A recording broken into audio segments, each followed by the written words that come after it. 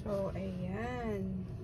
Ito nga pala yung iPad na libre lang from RBC. Quick fun fact. Alam nyo pa dati, nung college ako, ayan yung kasagsagan na lumabas yung iPad eh. Hindi ako makakonsentrate sa CPA review ko nun kasi tingin ako ng tingin ng mga features ng iPad.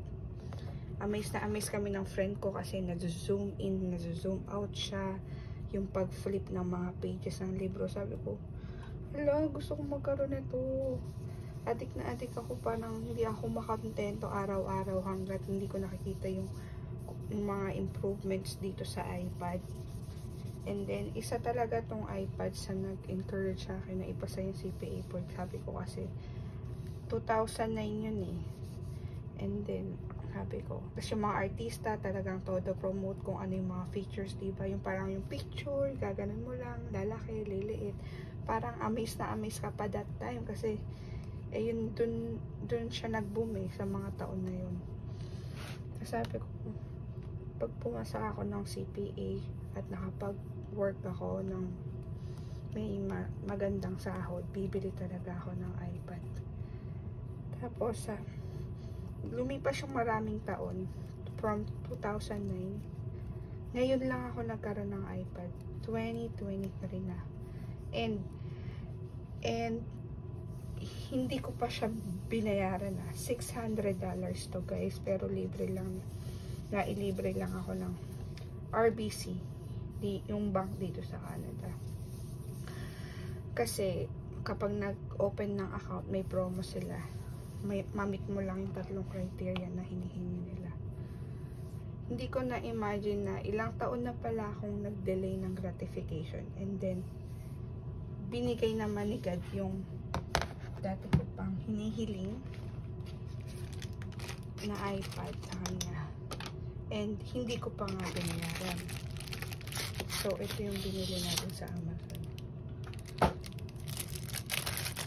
Tapos na-realize ko, bakit lang ba ako dati yung mabili ng iPad?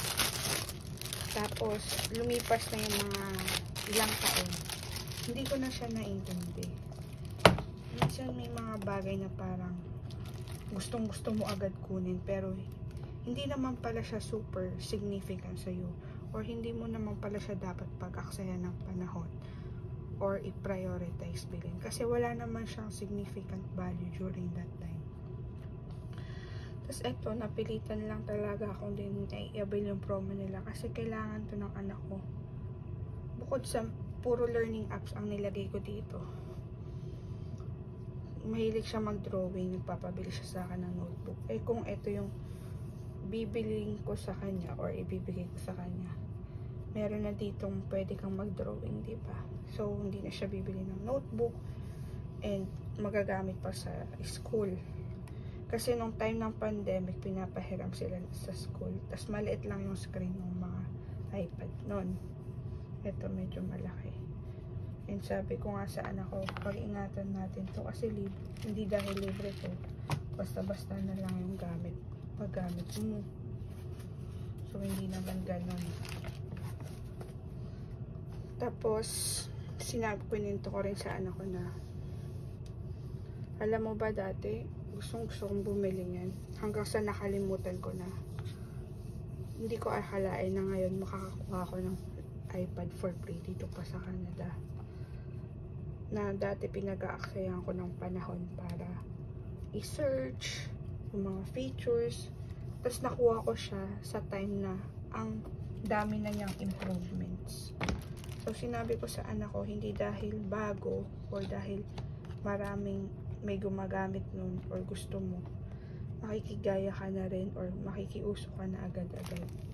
Hindi siya dapat ganun. Binibili ang isang bagay, lalo na kung tight yung budget mo, kung talagang kailangan mo nung bagay na yun.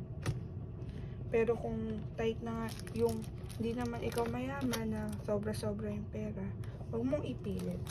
Kasi alam ni God kung kailan mo kakailanganin ng isang bagay. Diba? So, yun yung tinuro ko sa kanya.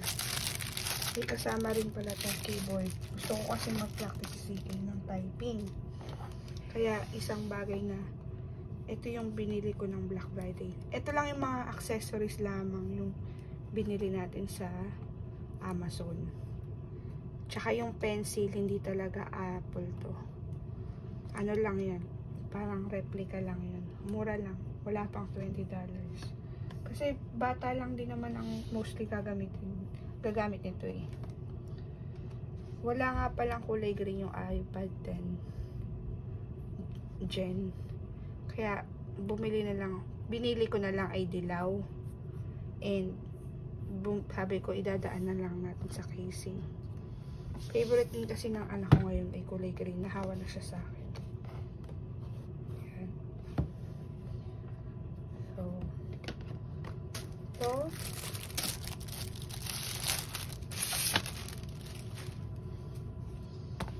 ganito siya. Meron siyang magnetic feature. Yan.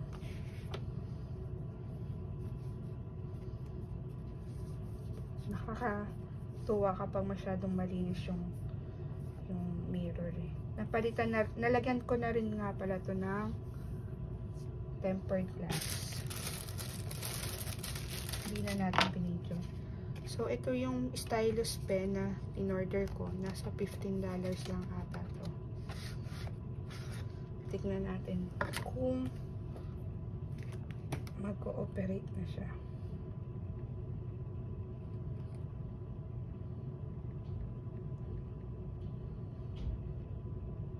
Sa ngayon is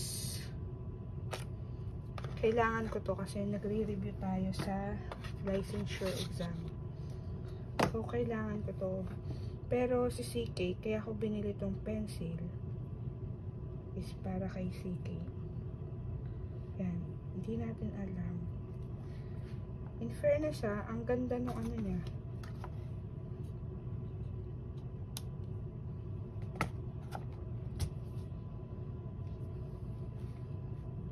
Ayun. Magkusa na siyang nag-on. Pencil. Pair.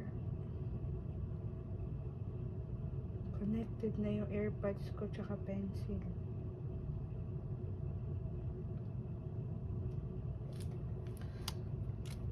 Magpa-practice si CK dito sa typing. Diba? Mahilig talaga tayo sa color green. So, kaya, ayan. Diyan na lang natin dinaan. Dilaw and green. Tapos, lagyan natin yan ng yan, dilaw siya. Paano ba ito tinatayo? Ayan ba? Ayan. Okay. So, ayan ang kanyang look.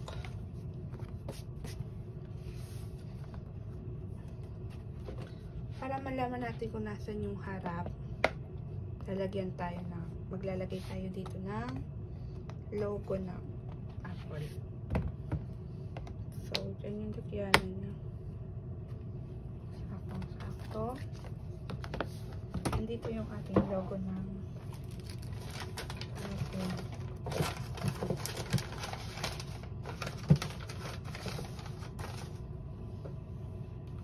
Siya ang kit niya.